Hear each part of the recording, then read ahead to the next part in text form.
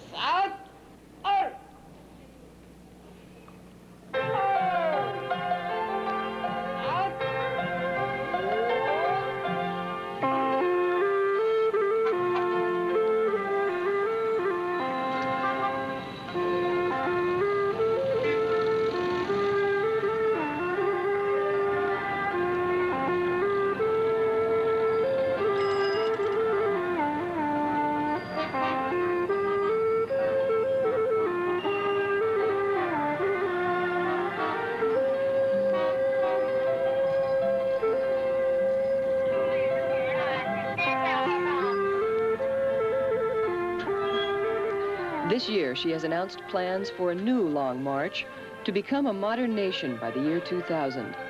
She begins that long trip by bike, on foot, and by hand. Everyone is supposed to pull together doing the job the state has assigned. Some of the tasks are menial. The tools are old, and the pay is low, a little more than $1 a day.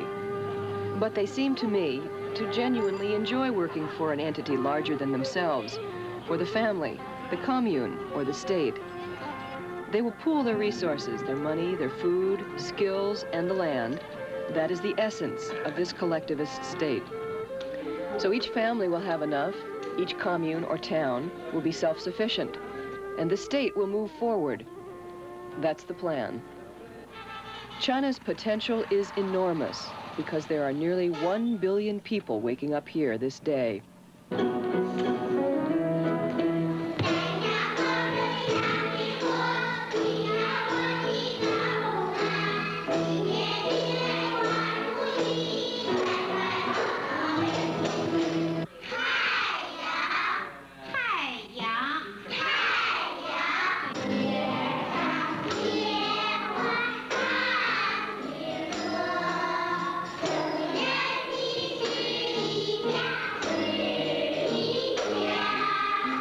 There are more men than machines here, so strong backs do the work of trucks and cranes.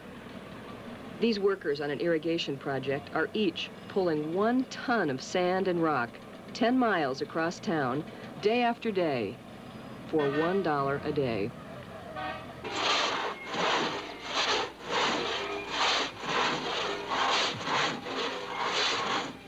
There are sawmills in China, but the mechanized plants are few and the demand for lumber is high. So for now, a cross-cut saw must suffice. Some of this lumber is cut from dead trees, hard as rocks. These men pull 40 strokes a minute, 8 hours a day, 6 days a week. The plant is in operation 7 days a week and 3 shifts a day. It will turn out only 200 boards of lumber a week. The primitive tools, the men's bodies strong and spare, the Chinese are embarrassed by it. They know there are better ways.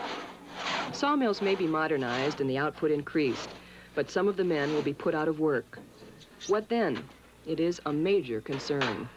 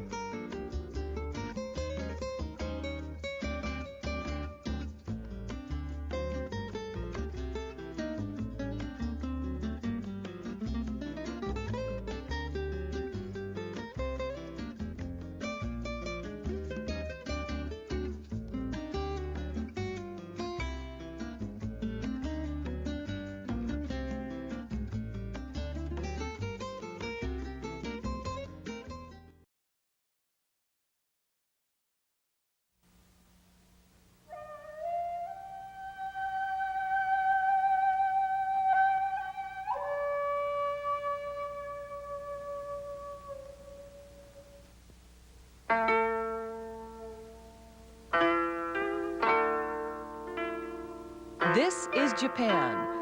Like the cherry blossoms, the rains come here each spring. The rains wash away what's left of winter. The cherry blossoms bring new life. The blossoms bring a delicacy, detail, and ceremony so important to Japan.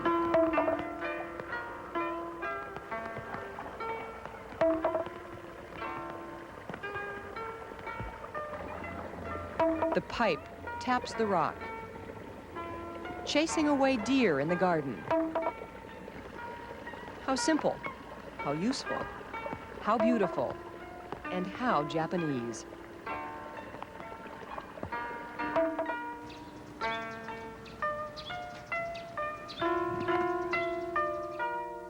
There is a suggestion of solitude when it rains, no matter who you are or where you are.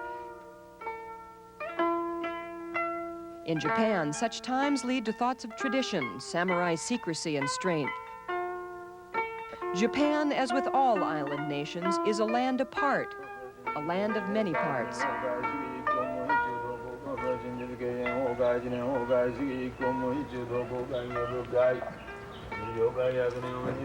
Buddha has cared for this island nation for centuries, has protected the people, and now it's time to pay homage to Buddha for the life-giving rains and the blossoms, and for the new season.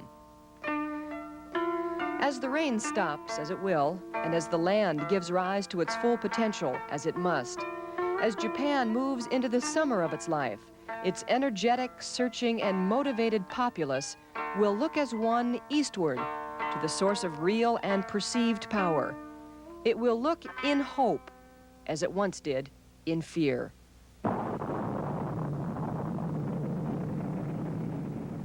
The atom bombs dropped on Hiroshima and Nagasaki ended Japan's long winter and began a new life. The pace quickened, and Japan not only joined the 20th century, she leads it. The world now turns to her for lessons. The rain has stopped. The work has begun. And the story of that effort is so impressive as to border on the unbelievable. Now we turn to Japan to see how it's done. We look with hope at her markets. We look with pleasure at her promise. And we look with concern at her future, because the Northwest's future will be made in Japan.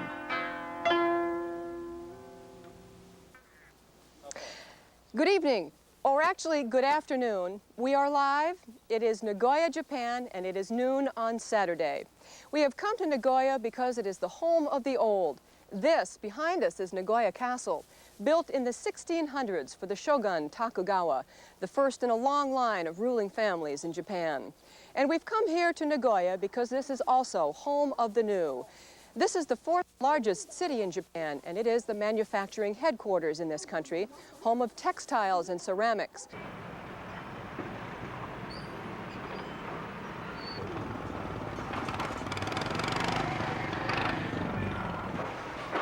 This is Tsukiji Market in Tokyo, the largest fish market in the world. Wholesale buyers come here to buy fish that would be sold to restaurants, stores, and homes all over Japan.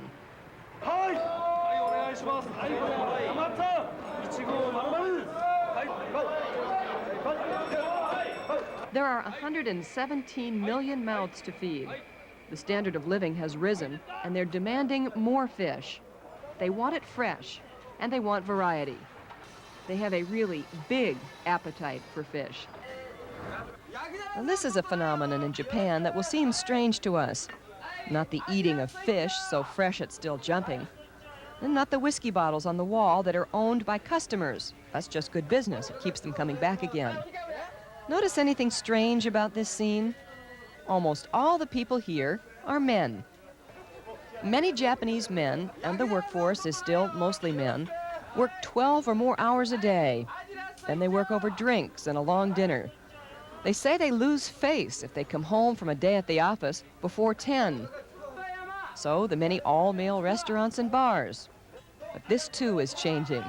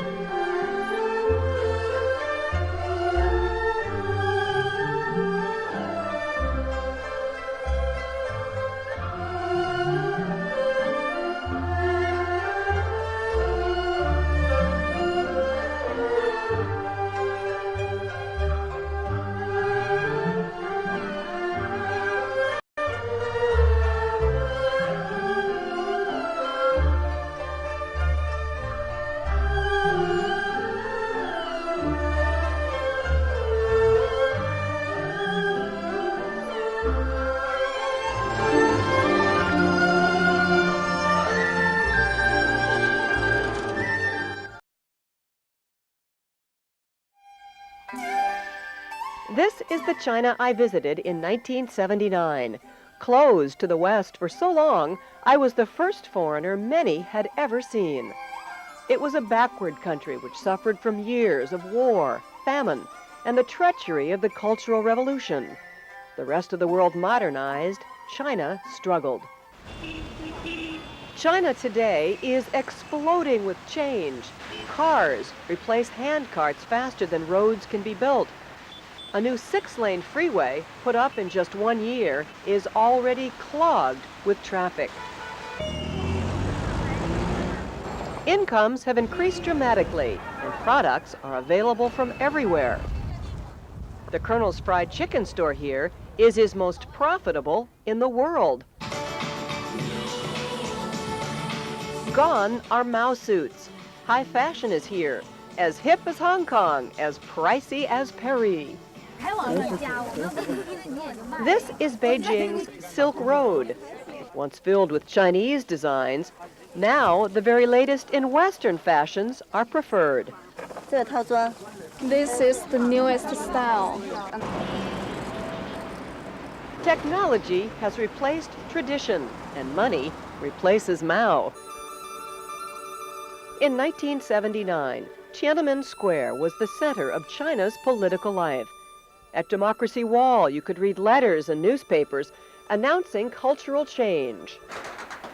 But the massacre of Chinese students here in 1989 created a huge black mark on the Chinese government, an outrage around the world. Today's sensitivity about Tiananmen remains. There are no more newspapers here, and Democracy Wall is gone. Mao now oversees a square full of tourists and children flying kites. 20 years ago, there wasn't a lot of food available. Once you got past the greens, there wasn't much else. I remember feeling guilty when I got home how much we had and how little was available in China. Not so anymore. The variety of fruits and vegetables is impressive, and the supply, at least in cities, is good. This was not always the case. And this is where China's future meets the past. These students carry on the age-old art of Chinese opera. Hours of study and practice go into each character, each face exactly the same as their ancestors. Music, dance, acrobatics, all make up this intricate performance. The stories usually have a social or political message. This one, that a flower blooms in 1 day, but it takes 1,000 years to cultivate. Theater director Mr. Liu says it's important to preserve this art form. We believe this is important for China. But many Chinese, especially the young, are losing interest in opera.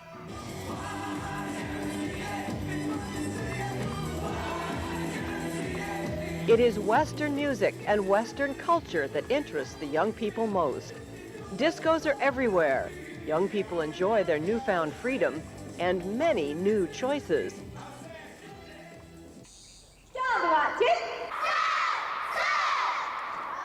It's not only these kids, but a whole nation of 1 billion people who are on the move. And if they keep up this pace, I have the strong feeling the future not only belongs to these kids, but the 21st century could belong to China.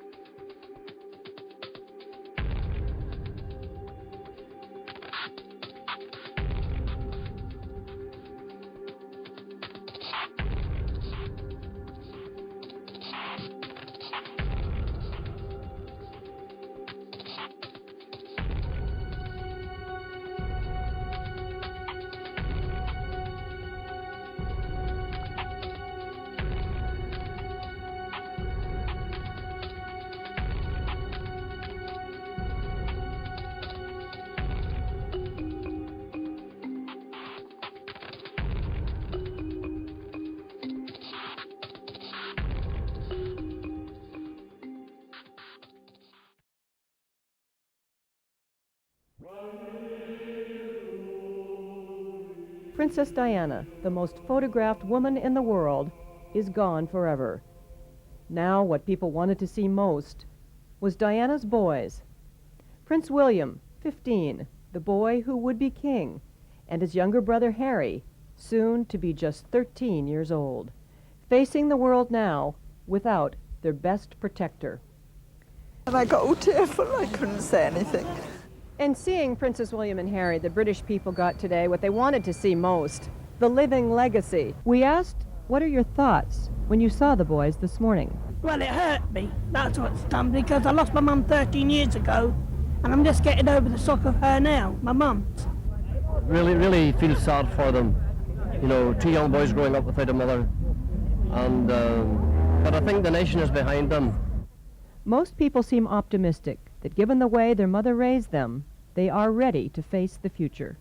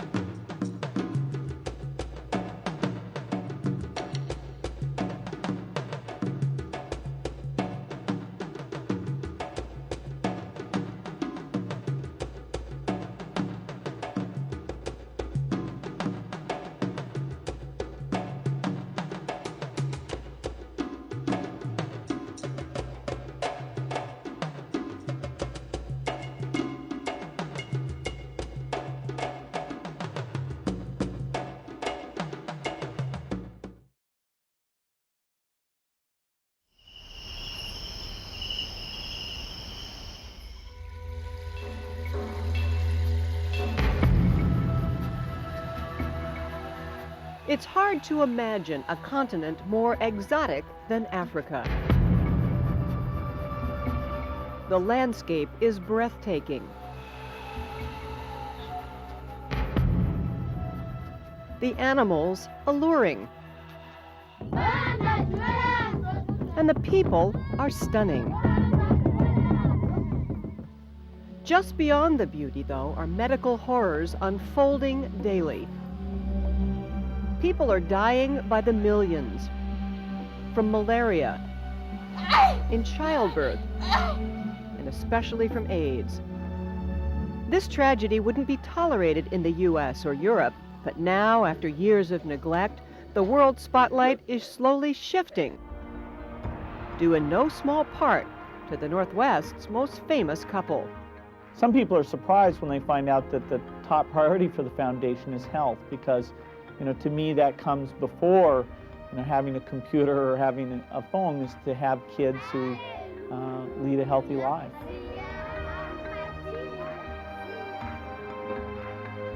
This is Cape Town, South Africa. What we're witnessing is a rare moment in history in which the richest man in the world is beginning to share that wealth and influence to try to improve the lives of women, children, and families all around the world, Tonight, Bill and Melinda Gates sharing the wealth in Africa.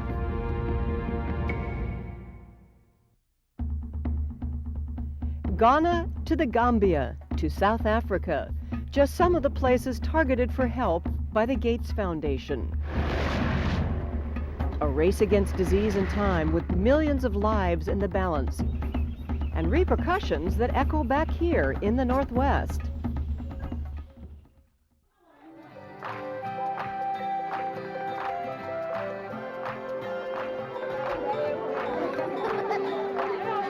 Visit an African village and you'll likely be surrounded by children, friendly, beautiful, eager to meet you. But what you must know is that many of these children are living under a death sentence. They already have AIDS.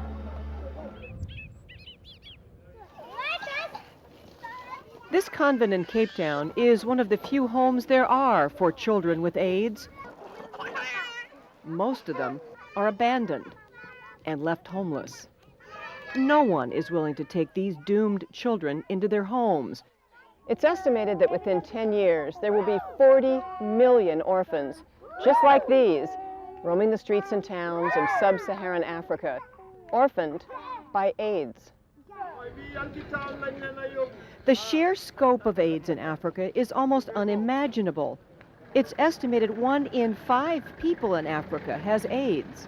It's an explosive epidemic. It's worse than an epidemic. It's a disaster. Our problem is the AIDS is worrying everyone in the whole world, or I mean our country. Right. And our village. Yeah, our village too. And we need something that can prevent us from going to catch that AIDS.